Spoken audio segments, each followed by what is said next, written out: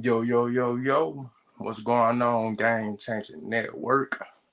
Back with the first show of the year with Dante Dog Stories. Gonna be a real good one. Got a special guest that I'm interviewing, as you seen in the title. Anonymous Kennels Mike will be speaking on his, of course, upbringing in the dog game, what he contributes to the dog game, and much more. Um, it's going to be a real nice show. Like I said, it's a guy that has a lot of knowledge about the breed in particular that he breeds, which is the American Bully. And y'all know how we do. We're going to get right into it. So, first and foremost, we got to thank 300cruisers.com for sponsoring this episode of Dante Dog Stories. If you're looking for extravagant travel, check out 300cruises.com. Usually I have a dog of the day, but since this is going to be a episode for an interview, we're going to get it straight to it. We're not going to have a dog of the day. I'm going to go ahead and bring the guest in. We're going to introduce him, and we're going to get to talking about this dog knowledge. So without further ado, let's bring in my guy Mike. Give me just a second.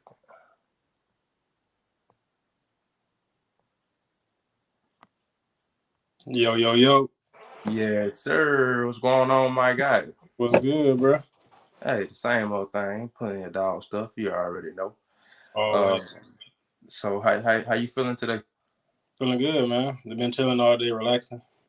That's right. Dealing with dogs, so you don't really get to relax much, but Facts, facts. Okay, that's right. I want to definitely go ahead and introduce you to the audience the correct way.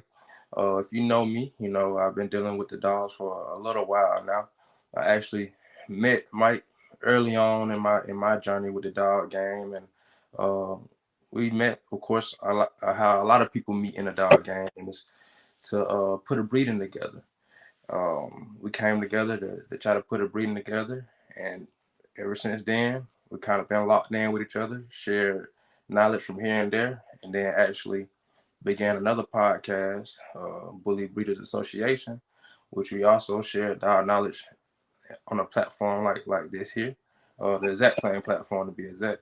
But and of course that influenced me to do what I'm doing now with Dante Dog Stories. Uh, but with further ado, none other than Anonymous Kennels. Mike, tell people who you are, Mike. Tell them where you from. Tell them, like, where you representing from and what's going on. like Dante said, I'm Mike from Anonymous Kennels, the owner, co-founder, uh, Anonymous Kennels. We breed XL bullies. We located in Ohio. Like Dante said, I met him trying to do a breeding early on in our career. It wasn't just his early on in his, just early on in mine too. We kind of started around the same time. Started with the same breed.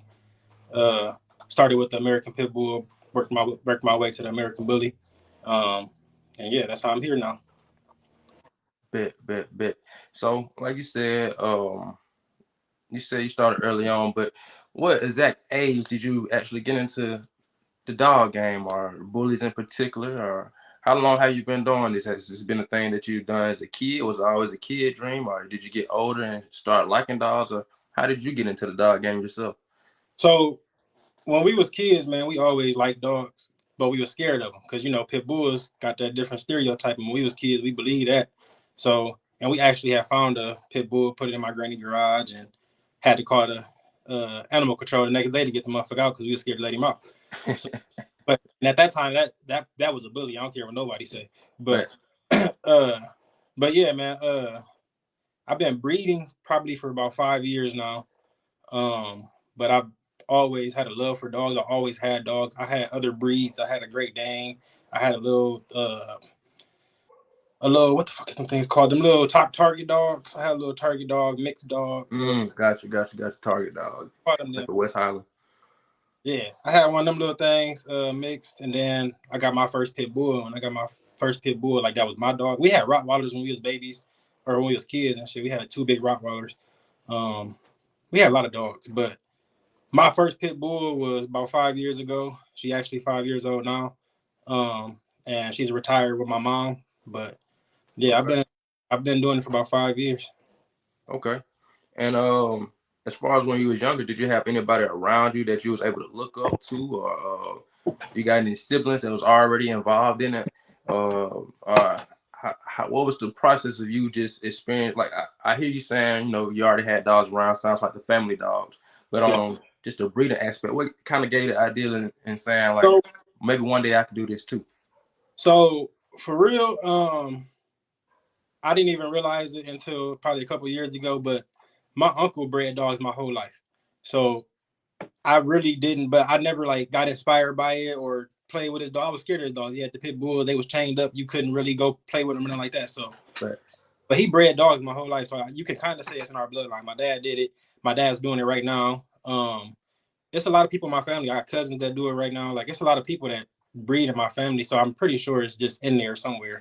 But honestly, man, it was Danny over at Muscle Dogs. I seen Sanchon, which is my girl Rax's dad, and my girl Mulatto's uncle and Buzzo's uncle. I seen that dog and I was in love. Like that was the perfect dog that drew me right in. I seen him and it was like I wanted one of those. I wanted to create one of those, but I didn't just want to create. I wanted to own one. I didn't care about creating at that time, but I wanted one of those dogs. And then when I finally got the chance to get my first bully, which was Rax, um, shit, I knew that I wanted to create something better than her, but I wanted to create something just like her. And then that just took me all into the whole game and start researching and learning and all that. So, but yeah, it's been around for a long time. okay, okay, and when you say, you know, you got into doing the research and looking into your homework and things like that. Where did you begin? Like uh, as a young man looking at the dog game, did you go look for books? Did you go to YouTube? Did you try to find other breeders, or how did that process go as far as you finding out the information to make you knowledgeable about what's actually going on?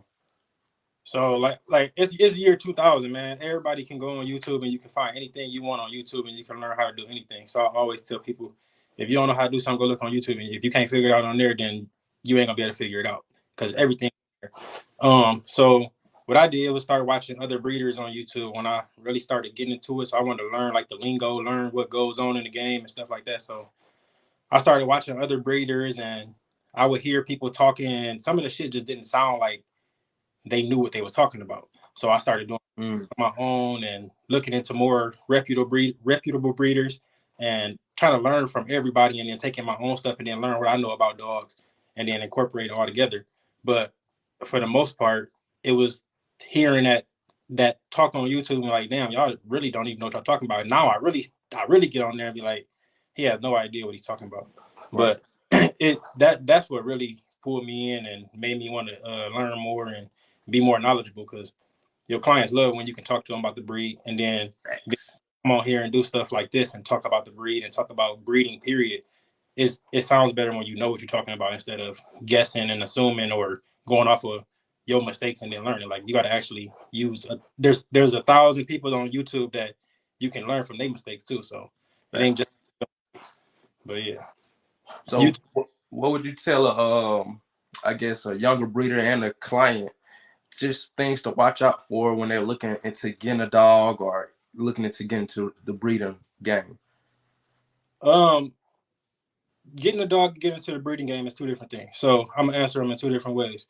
So initially, getting a dog, I say you always find a breeder that you like, follow that breeder for a while, look at what he's producing, look how he handles himself in the public, look how he handles himself on his pages, um, look at his past clients, look at how healthy his dogs are, and look at how healthy they're living, like how long they're living. And then actually make sure you want do some research on the breed that you're looking to buy, and make sure you want that breed or that breed is going to work well with your household. Now as far as getting into the breeding game, I think that everybody that before you even think about breeding a dog, you should go do some research and go learn about breeding, and then start looking at the breeder you want. The same thing I just told about the clients. Look into the breeder that you want to buy a dog from, and make sure it's a reputable breeder. It ain't got to be a big name. Big names don't mean nothing. There's some good breeders out here that don't got big names. So um, look into your breeder. Make sure you're getting a good quality dog to start off with. Spend that money. don't cheap the end. Don't come out cheap trying to get something cheap to start off. It's only gonna hurt you in the long run. But getting into the breeding game is a lot more than what people think. Just putting dogs together. I even made a post about it.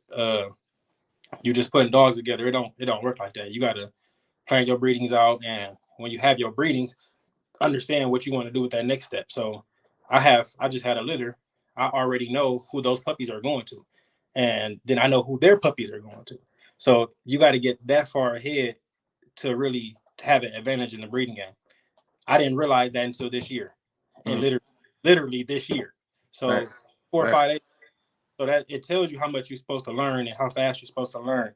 And if you can plan out breedings and understand where your camp is going, it's gonna have your mindset a lot clearer, and you're gonna it's this the pace is gonna go a lot faster than what you're thinking. Because it takes 2 years to breed a dog. That sounds like a lot of time, but when you got shit planned out, it's really not a lot of time. It flies by because those breedings cost bags, and you're gonna have to come up with that money. So, Big facts.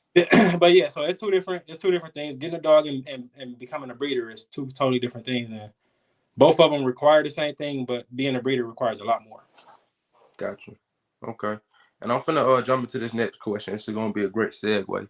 But before I do that, I definitely want to shout out to everybody watching. We got some good numbers tonight. I see a lot of people liking the video and loving the video. Make sure y'all sharing the content as well. If you're watching on Facebook, if you're watching on YouTube, make sure you like the video. If y'all got some comments that y'all want to add to the video, please drop the comments and we'll read them out on the screen. And then as far as my bad. As far as anybody wanting to, like, again, like I said, join or drop any comments, just put that down there and I'll put up on the screen. But with the next question, I think that's going to be a great segue after what you just explained, as far as looking at other kennels and trying to find out what you want personally out of a dog and what you want to bring to the table. So, what does or what sets you apart from all the other kennels? What is special or exclusive about Anonymous Kennels that when somebody comes and talks to you or view your social media, that they will see and get an idea of specifically just with Anonymous Kennels? There's two things. The main thing, number one thing is when we breed to better the breed. We're not breeding, we're not just throwing breedings together and trying to get money out y'all or whatever. We actually plan our breedings and we look forward or we looking for certain things that we're trying to produce in our camp. And if we have a flawed dog or if we have anything that's wrong, that dog's not going for top dollar. That dog is going to go for the appropriate price, and then you'll get pet home dogs and you'll get breed quality dogs, even if you're not breeding. So we're honest with our clients. We set ourselves apart by breeding better every time. It's not every. It's kind of bad for our clients because every breeding is going to be a better dog. Right, So if you got a dog from me last year, that dog is not as good as the dog you got this year. right, So that's one main thing. The second thing is I do everything hands on.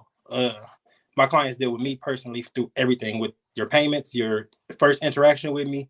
When I drop your dog off, if you ever have any questions after, it's always gonna be me. It's not gonna be nobody else. I'm not gonna send you nowhere else. I'm not like you're gonna see me through the whole process, so you can know that you can trust this camp and you can trust me anytime. That's I don't have people buy 3 dogs off me. mm, Some off the litter, but she had a dog last year. She had 3 dogs, and every single time it was me that dropped the dogs off. It was me out there shaking her hand. It was me coming into her house.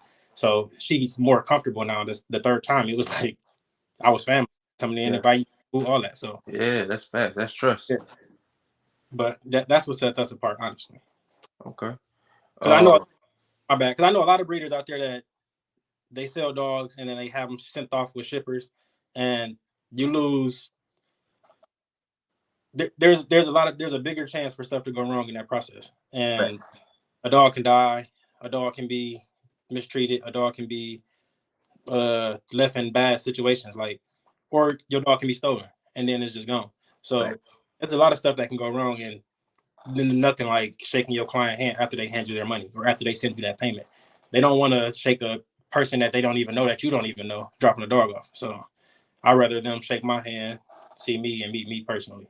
Nah, that's dope. I definitely feel that. When I hear stuff that I feel like benefits what's going on. You know, I take stuff and run with it too. So you definitely just gave me something to definitely think harder about as far as that process, because you're right about that. Um, and then of course that leads right into the next question. You kind of answered it, but why do you feel your dog's quality and what you're producing in your account? Why do you feel like it's above the rest, or why do you feel like it's just competing with everybody? Or what is your view on that? How do you view your dogs and this quality? So I'm not gonna necessarily say we better than anybody because I don't look at myself as better than nobody. Um, we put in a lot of work, we study, and then we make sure that breedings line up. We're not just throwing two dogs together. So like that's gonna separate you from a lot of people anyway, because a lot of people just let these breedings happen and then they just have puppies and they get rid of them and don't even know what the puppies are gonna turn out like. Like you gotta actually study your pedigree, know what you get, and know what you're selling to people, because you can sell a dog with a bad temperament to a person and then that's come back on you. Anything you do with your clients comes back on you. That's Right. why I do everything myself. So it all comes back to me, and I'm responsible for anything that goes wrong. So like I said, we plan our breedings. We breed better every single litter, and our dogs get better every time. That's what's gonna separate me from most people. That's not gonna make me better than nobody because everybody has the same potential to do the same thing I'm doing. All the Right. information that I'm finding out is out there for everybody to learn. So it's really up to that breeder. Okay. And one question I don't have up here is speaking on puppies. I know you just had a very successful litter, but what are your plans in the near future for your count? And do you have more puppies on the way in the near future? I'm sure you do, but kind of explain that to the audience as well. So we have one more. We're gonna have probably two more breedings this year. We have Racks getting bred this year. We have Two Tone getting bred this year. Two Tone is one of my productions that I produced. Racks is a production of somebody else's. Real good production though, hell of a production. Um, and then we also have Rose, which is another one of my productions. She's a pocket. That's gonna be a pocket. Our first real pocket breeding. Um, so that's three breedings this year. And like I said, the plan for the future, we already got that planned out. We got Rack is going to Zeuszilla in February, or sometime at the end of this month, whenever she comes in the heat. Right. Rack's Zilla. Uh, we're taking Mufasa and back to Mulatto for her final breeding. So Mm, Mufasa is one of my productions, the chocolate boy on top of the screen.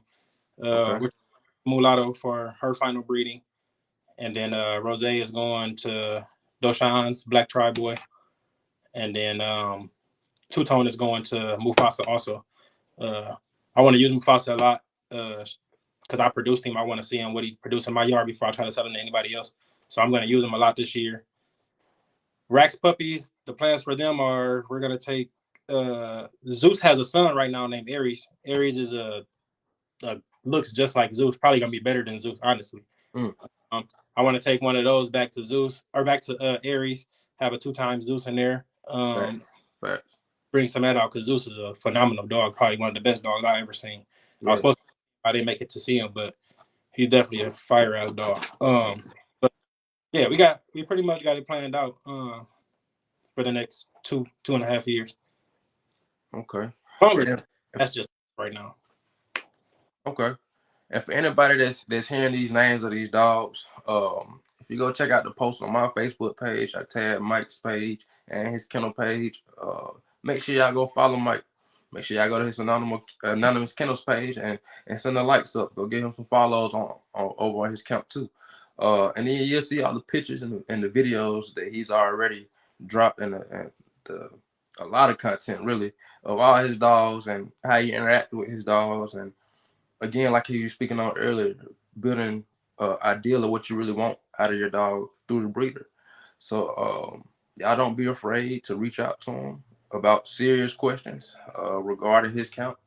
And definitely, like I say, spam his account. Go ahead and go like all his stuff. You see some dogs you like, go like his stuff. Y'all see in the background here in some of these pictures, those are his dogs. So y'all definitely tune in to what he has going on. But of course, Real, for the next, real go quick, ahead. I should have threw that in there. That's another thing that kind of separates us. I'm real transparent on my page. Right. You can all my dogs. You can see them videos. You can see them running. You look at my story every day. I post videos of them or pictures of them.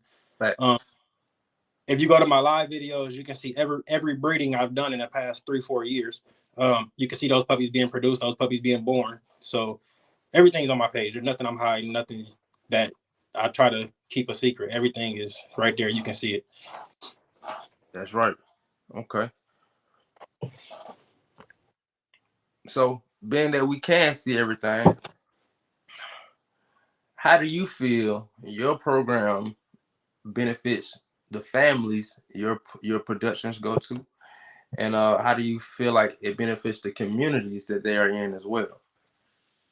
Um, my dogs are real good temperamented dogs. They do have drive, so I do tell people from the very beginning that you need to socialize them. You need to um, like get them well acquainted, especially if you have other dogs in the house. That's the best thing for them. But get them around other dogs because that's the only problem that they have. If is these dogs have high drive, everything I produce is gonna have a high drive, and that's because who knows what the person wants to do with it. It can be a protection dog, it can go work for them, it can do whatever they want to do. You can make these dogs do whatever you want them to do. But I also make sure that temperament is good enough to play with kids. My dogs will kill each other, but will be on the kid and won't even lick them. Like they're real good with kids. So my dog's going into other family home. I really not don't have a problem with it. As long as they're going to socialize the dog, they're going to spend time with the dog. They're not just going to throw it in the kennel because that's what causes problem with dogs. And a lot of people think it's just the dog is messed up. No, you left that dog in the kennel in the back room by itself for 4 days. Of course, anybody would be fucked up. You do that to them.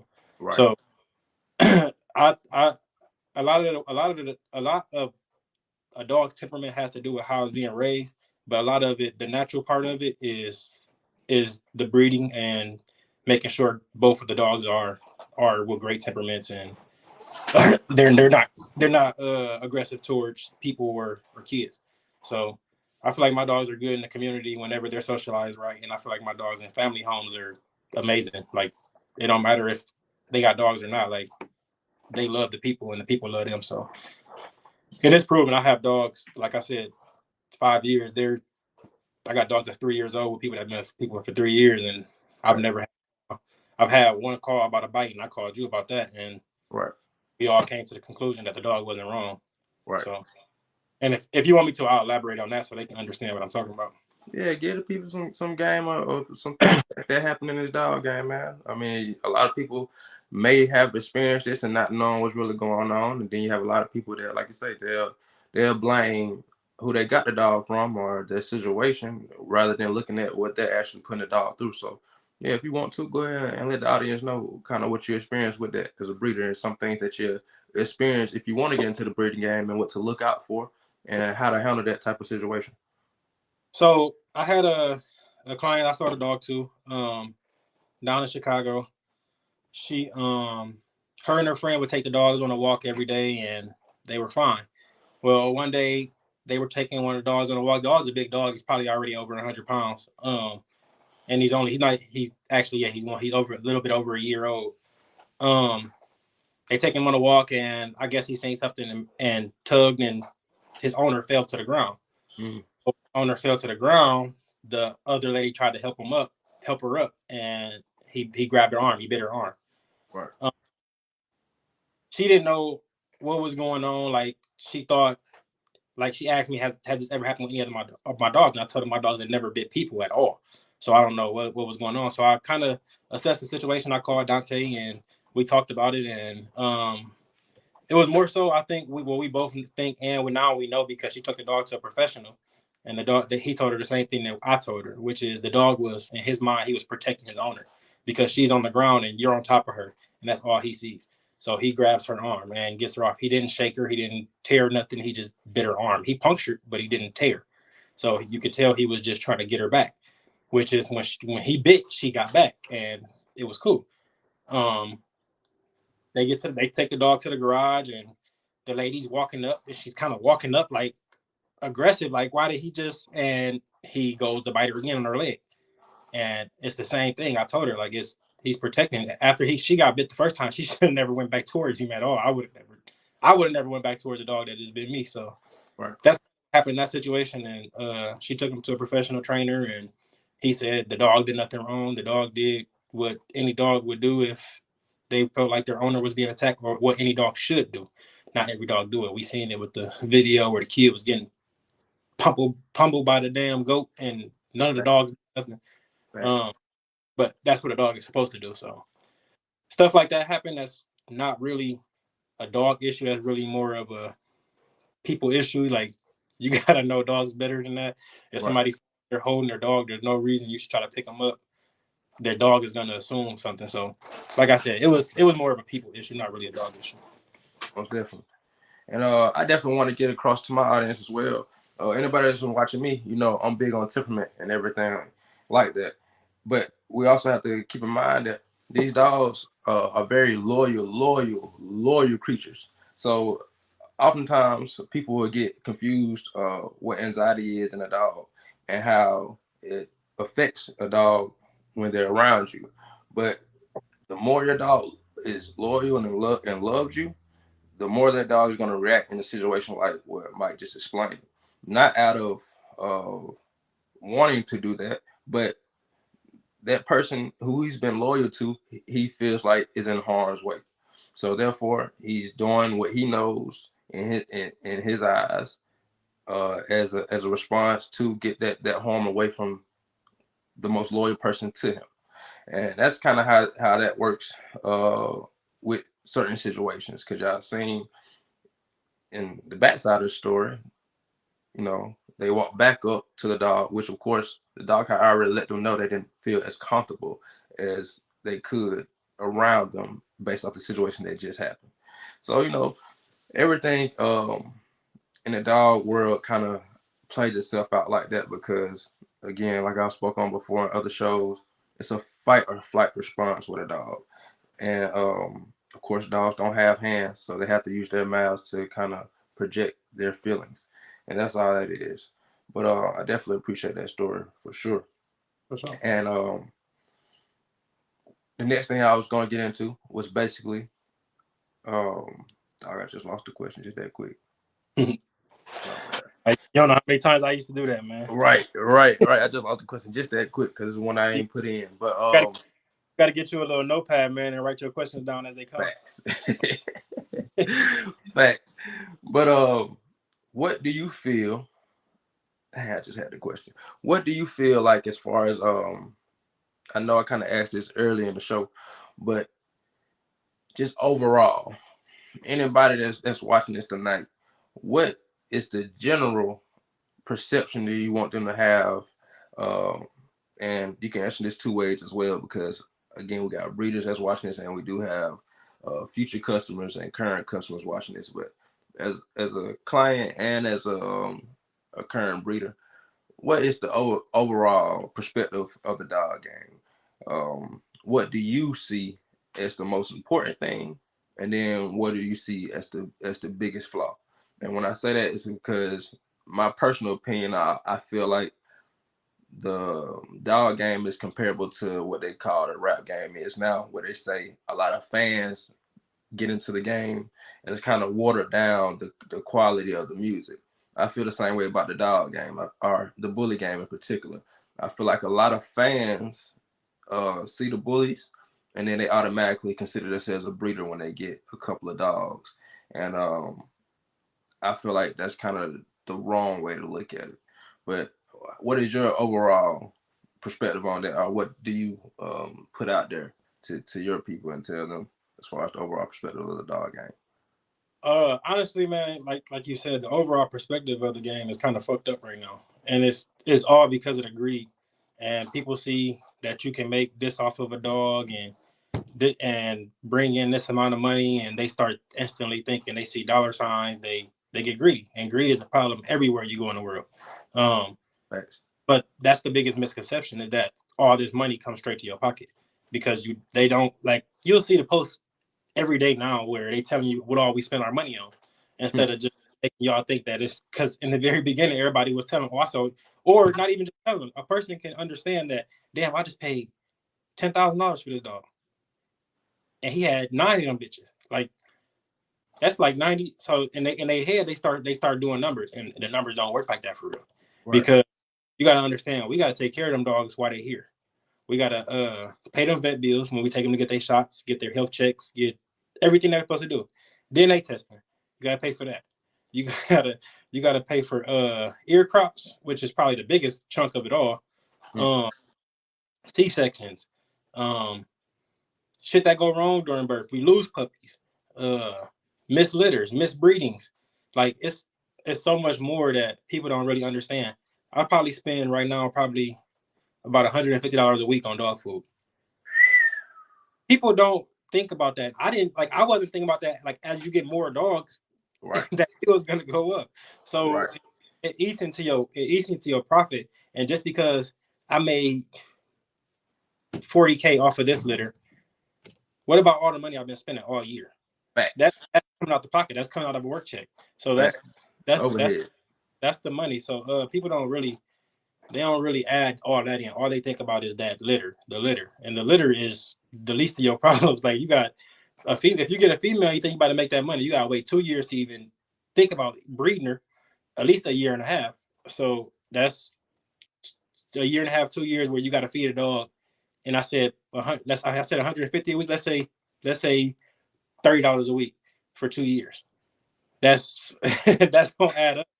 That's gonna add up for a You long gonna for a lot. spend more than that in food. Yeah. So your first litter, you basically gonna be paying yourself back, and Right. then um, not you know that's not accounting for the vet bills you got to pay for during that 2 years. Um, things that go wrong during that 2 years. Dogs get sick. Shit, dogs get hurt. Like there's a lot of stuff that can go wrong in that 2 years that you got to account for, and you pretty much just gonna be paying yourself back. So that Facts. that first litter, when y'all see them dollar signs, y'all see that's probably the biggest flaw in our community right now is everybody sees it is getting better because people are letting it be known now because people people are thinking that dog ain't worth that when that dog really is worth that much because of how much you put into him, not because of I said the dog 4,000, so the dog worth 4,000. No, the dog worth 4,000 because I paid 1,000 for his ears. I paid 1,000 for the vet bills. I paid, and if you want to break it down to that single dog, then that single dog was 250 for his ears. It was $200 for his vet bill. It was probably like $300 to feed him the whole time he was here. So that's when then my time, y'all don't people don't even think we should be paid. Ooh. They don't think we should be paid for our time. They Right. think we free. So just like y'all get paid for your time, we want to get paid for our time too. So all the time we spend taking care of those, the first 2 weeks of a litter, you get no break. There's no breaks. If you're really doing it the right way, there's no breaks. There's no going to work. There's no leaving your bedroom. Wherever them puppies are at, that's where you're gonna be at for the next 2 weeks, Facts. and, and guaranteed for a week at least. So it's a lot that people don't really see, and I think that's the biggest flaw. The biggest upside to the breeding community is the size of the community. We have a lot of dogs to choose from. We got a lot of studs out there. The stud books are still open, so we can continue to grow the breed. So it's when there's a big stock like that, that's a always a good thing. But you got to make sure you're choosing the right stock. And just because a dog just because a dog has a flaw that the other person don't agree with, don't mean it doesn't have something that can help your camp. So just because that person said that dog is a bad dog, don't always go off of their word. Start doing your own research and realizing what you need for your dogs and for your camp that complement your yard. So Facts. that's probably the best thing right now. Okay. Okay. Um, one thing I want to ask is on topic but off topic. Um, I see, of course, you're wearing your own merch. Me personally, I know you create your own merch. I mean, from scratch. You don't go through no outsource or anything like that. You print and you put it on your own merch. Um, so my question is, are you offering services to other kennels to go through you for them to get their merch? So we do, um, but like I said, that's I put I do a lot of research into why I do certain stuff, and the reason why I wear my hoodies because the more people that see me in this hoodie, they're gonna see that I breed dogs, and then they see me get in my truck, and my truck is decaled up with dog stuff, and anonymous kennels. So the more people that see it, the more people that know it, and the more people that know you. And Right. the number one thing for us as breeders is to be known. You got to be known by people for people to trust you, for people to want to buy your dog, for people to trust your price. Um, so the merch part of the game is like advertisement. And I tell people I made a post that kennels can take advantage of me being able to do this and gonna get it for an affordable price, a better price. Nobody took advantage of it yet, so I can't really. I mean, I ain't gonna force nobody to, you know what I'm saying, or beg nobody. I just keep printing my shit and doing my shit, and you know what I'm saying, get free merch out, free advertisement. My clients get T-shirts and shit like that when they like.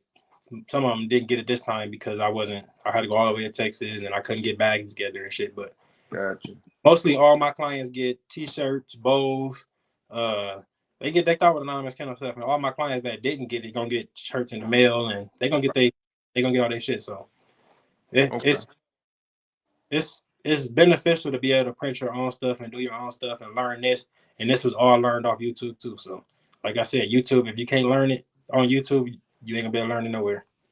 Gotcha. And the reason I asked that is because I kind of was having a conversation with somebody today, and with two different people actually, and they was trying to find out, where they can find somewhere that's Mm. cost efficient and things like that. So I know it's a common topic, and I definitely want to put out to my audience if you're a breeder watching, or if it's somebody that, like you said, and he does merch, he does it himself. So maybe you not fully in the dog game, uh, but that's something that you can benefit off by knowing Mike network. You know what I'm saying? He does a lot of different things inside his count that not only is useful in the dog world, but just useful in business. So definitely, like I said, add Mike, reach out to Mike, and ask him for his prices. You know what I'm saying? Uh, I understand you're getting quality, so don't disrespect the man by trying to lowball him on certain stuff when you know you're paying for quality. That's the main thing. The But crazy thing, people will do that, bro. And I'm giving you the best price possible. It's not trying to make money off of you or nothing. But I'm trying to sell merch to you. I'm literally trying to help you. I don't make money off of that. I can't make money off of that. Because if I be busting your head, and then I ain't no point in you coming to me. right. So I do it like my hoodie. My hoodie cost me probably $14 to make. Mm. That's what everything included. So when I tell you I'm charging you $15, I'm charging you $1 for my time. $1. So if you mad at the $15 for the hoodie, then like I can't really, you know what I'm saying, I can't help you. And your problem is bigger than paying that price. Your problem is gonna be a problem in the community when you try to get into the community because you're trying to be cheap. And cheap ain't gonna sell. Facts. Okay. And we got somebody definitely representing Mike and saying nobody will be disappointed in Mike's dogs. Y'all hit him up again. I mean, you got folks that can vouch for this man and let you know he got quality dogs. Man, Uh, that's Adrian. That's Adrian, man. Adrian just bought a dog. He down in Odessa, Texas. okay. And from the second I pulled off from that man's driveway, instantly he started promoting his boy, made a whole TikTok, posted 20 videos in 3 days. Like that's what it takes. People like that. That's what you want to have your dogs. You don't want Right. people that's gonna keep them in a cage locked up. You want people that's gonna get your dogs out there, get them known. Like the dog already had 2,000 likes on the damn page. Like how? What more can I ask for from a client? Like that's what you want. Like you want a client that's gonna go out there and promote your dogs and promote your product. That's your product. It's they own it, but it's your product. So why not go out there and just like a shirt, like a T-shirt? If I send him a T-shirt, he's wearing my T-shirt. He's promoting my product. So Facts. like it's always good to have clients like that. So that definitely puts the conversation in full circle. You know what I'm saying? Based on what you've been explaining all throughout the show today. Uh, and for him to come in and back that point up, and then you explain just after the couple of days of him having a dog, what happened. A client that's not excited about buying a dog or getting a dog from a breeder, they're not going to do that. They're not going to be posting that dog up and showing the world if they're not proud about having that production on their yard. If they're not proud about meeting this person who says who they are, if they're not proud about going to that person's platform and seeing how they live with their dogs and can envision themselves doing the same things with their dog, because that's what it is, because you do the same thing. You promote your dog the same way. Him saying that, automatically, I'm sure he knew what he was going to do as soon as he got that puppy, and he did that. So that makes the conversation go full circle, and that's what it's for. That's what the dog game is for sure. So shout out to Adrian for dropping that comment, man. I appreciate you for tuning in tonight. It's definitely been a great conversation. And the next thing I was gonna lead into before we get ready to wrap it up, again, me personally, I know you do it by yourself, and when I say by yourself, you don't necessarily have a kennel partner. But I know you totally not by yourself. And the question prior to this was you kind of spoke on the time of things. Can you explain the benefit of having somebody that's going to hold you down and be there through the steps of this process, and how that makes the time a lot easier if you have the right person next to you helping you out? Man, that people don't understand, man. That's the biggest thing for a breeder. It ain't nothing more important than that, bro. Like the times where you got to go to work and you can't deal with your dogs, and you got your wife at home that's taking care and helping with your dog. That's the biggest thing, bro. Not even just the help, like the support in the whole process. I'm not just I'm not just using my money. I'm using our money to take care of these dogs, to feed these dogs, to breed these dogs. Like that should come out of both of our pockets and come out of our savings and come out of the account that's gonna be for our kids. Like, but she knows there's a bigger picture. She knows that I have a vision. I'm chasing my dream. I'm not half-ass doing nothing. So to have that support, that's probably the best thing that any breeder needs. If you don't have that, if your significant other isn't on board with you doing this, it's gonna be problems, and you're gonna have to pick her or your breeding program. And more than likely, person gonna choose their family, and you always should choose your family. I'm not ever saying that, but to make sure your family is on board is probably like the best thing for it. And it's that support system is everything, man. Because I can go to work and understand that my dogs are still gonna be fine or be taken care of. But yeah, it's super important. Sound like a plan, man. Anything you want to give to the audience that we feel like we may have glossed over or didn't hit in the show tonight? Not really, but I just want to let everybody know. Anybody that's still watching, y'all go tune in to Dante on YouTube. Y'all tune him on Facebook. Dude is a hell of a breeder, a hell of a person. Real cool dude. I've been locked in with him ever since we first met, and just felt his vibe, felt that vibration, and it was I'm saying that's who is that? Oh, Brad. He's just a stand up dude, man. Y'all tap in on his pages, go look at his dogs. He do the same thing I do. He's a hell of a breeder. He got a vision. He working towards his plans. Whole program. It's not just him. He got his uncle and his people involved in. They got some nice shit over there. So y'all go tune in with him. Tap in his YouTube. He do this shit all the time, and it's some real good conversation on here. Big facts, big facts. Definitely appreciate that, man. You already know. Definitely appreciate our relationship in this dog game too. It's definitely something that I feel like in the future, when we look back on it, it's gonna be something big. It Uh, definitely is gonna be. how it's gonna play out. The history piece gonna be pretty big. But get a folks your social media platforms where they can find you at on Facebook, Instagram, TikTok, everywhere they can find you. YouTube So as well. y'all can type in Anonymous Kennels anywhere. YouTube, Facebook, Instagram, TikTok. We got it all. We on all platforms. We trying to get back into the TikTok. We really ain't been using it much, but Instagram we post on, Facebook post on daily. AK Mike, AK Zia, Anonymous Kennels, Instagram Anonymous Kennels, TikTok Anonymous Kennels, YouTube Anonymous Kennels. So you can, or no, YouTube AK Mike. So you can find us on every platform. You can see our dogs on every platform, videos, pictures, and you can see us videos, pictures on every platform. So, but yeah, Most definitely, most definitely. Hey, Mike. Hey, like I said, man, I definitely appreciate you for your time tonight. I definitely appreciate the knowledge you was able to put out to the people. I wish you much success with the program for sure. And nothing other than that. I wish you confirmations on these breedings that's gonna be coming up down the line. yeah. Right. And very, very successful breedings like you just put out.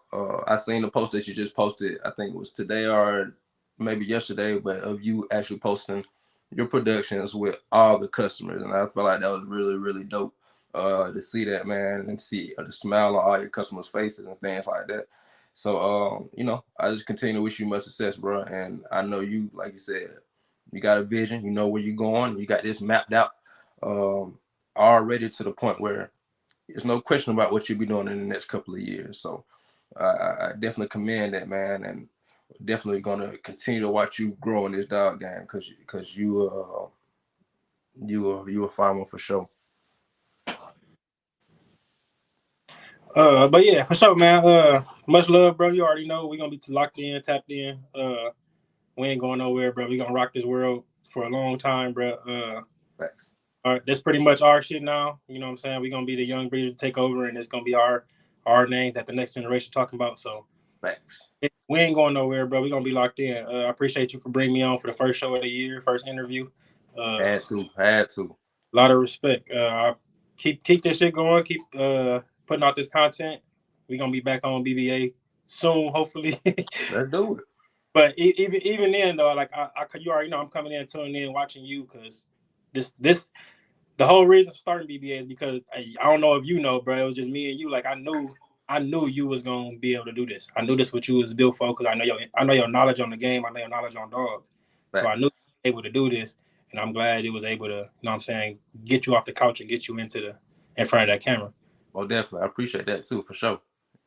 It was Uh, definitely motivation for shit show. So I uh, appreciate that. keep grinding, bro. I appreciate you for having me on, and We'll do. good rest of your week, my boy. Yes, sir. You too, man. Keep For sure. grinding for sure. For sure. All right, man. Be safe, bro. All right, bro.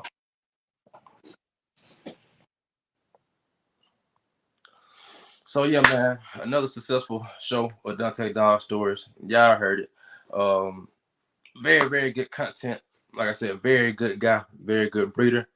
Very dope experience tonight. So y'all continue to tap in. We want to definitely thank 300 Cruises again for sponsoring this episode of Dante Dog Stories. We're gonna have more interviews coming all this year.